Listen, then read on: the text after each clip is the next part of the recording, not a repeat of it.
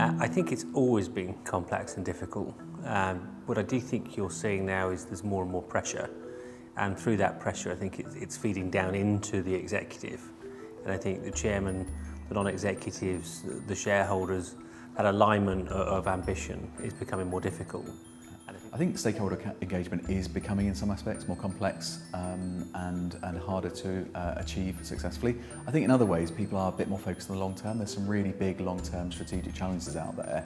So actually some of the answers can be much higher level, much more strategic and enable a much more productive, constructive conversation. But I think it is, there's always that challenge of short-term performance. Many stakeholders are performance managed on a quarterly or even a monthly basis, so actually they're always trying to pull it back to that shorter term conversation.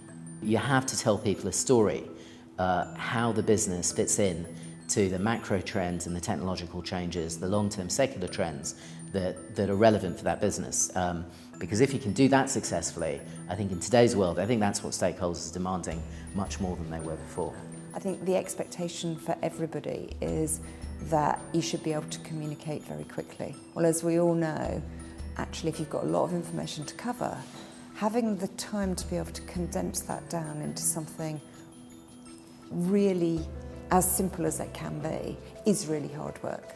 Because of the availability of information, everybody's becoming financial savvy.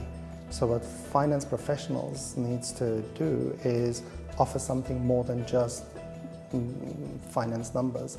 So therefore it's about the storytelling, it's about understanding the business, and it's about offering value to our stakeholders. It's also about providing those messages in a consistent way that is credible, that is reliable, and that is repeatable.